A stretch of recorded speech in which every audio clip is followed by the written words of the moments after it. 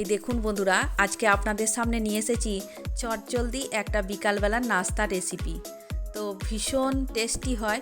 তো আমি আমার বাচ্চাদের জন্য বানালাম, তো ভাবলাম আপনাদের সাথে একবার শেয়ার করিয়ে দিই। এই যেসব উপকরণ আপনার ঘরে আছে তাই দিয়ে এটাকে বানাবো। তো মোটামুটি একটুখানি পেঁয়াজ কুচি নিয়ে নিয়েছি, তার মধ্যে একটু কাঁচা লঙ্কা দিয়ে দিলাম। কাঁচা লঙ্কাটা আপনাদের পরিমাণ মতো দেবেন, যেমন ঝাল খাবেন। তারপরে আপনি একটুখানি ধনে পাতা দিয়ে দিলাম, একটা ডিম দিয়ে দিলাম, আর পরিমাণ মতো দিয়ে দেবো এখানে নুন। লঙ্কা গুঁড়িটাও আপনারা একটু দেখে দেবেন, যেমন ঝাল খাবেন। একটু ধনে গুঁড়ি দিয়ে দিলাম, অল্প পরিমাণ দিয়ে দিলাম চাট মশলা, আর অল্প দিয়ে দিলাম একটু ম্যাগি মশলা।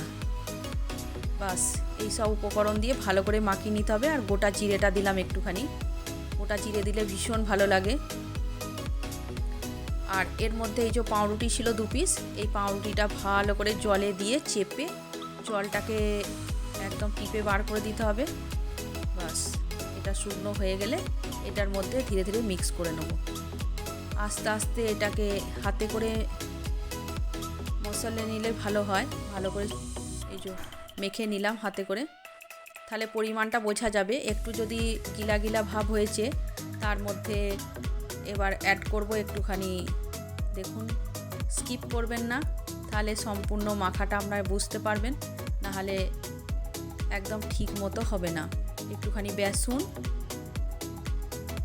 বেসন দিয়ে দিলাম পকোড়াটার মধ্যে, যাতে গিলা ভাবটা না থাকে। ডিমটা দিলে গিলা ভাব থাকে। আর মুচমুচে হওয়ার জন্য দিয়ে দিলাম একটুখানি চালের গুঁড়ি। তো এইবার সমস্ত উপকরণ দিয়ে ভালো করে হাতে করে মিক্স করে নেব, যাতে নুনটা সমপরিমাণ সব জায়গায় পড়ে। তারপর আপনার মনের মতো করে আপনি শেপও দিতে পারেন, বা এই বাটি থেকে কেটে কেটেও আপনি তেলে ছাড়তে পারেন। তবে আমি কি করেছি, একটা প্লেটের উপর তেল দিয়ে সমস্ত কিছু তেল বুলিয়ে নিয়েছি হালকা, যাতে তাড়াতাড়ি উঠে যায়।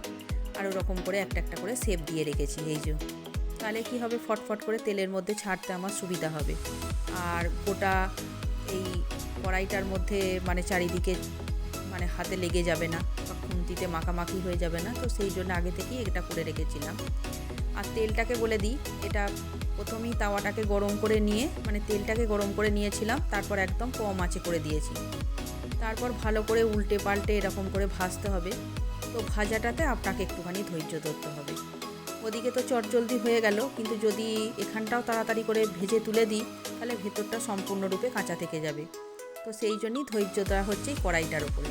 একটুখানি ধৈর্য ধরে নাড়াচাড়া করে উল্টে পাল্টে ব্রাউন কালারের ভাজলেই আপনার একটা খুব টেস্টি দারুণ বিকালবেলার নাস্তা তৈরি হয়ে যাবে। এই দেখুন, মোটামুটি এই কটাই হয়েছে আমার, একটা ডিম আর দুটো পাউরুটি দিয়ে।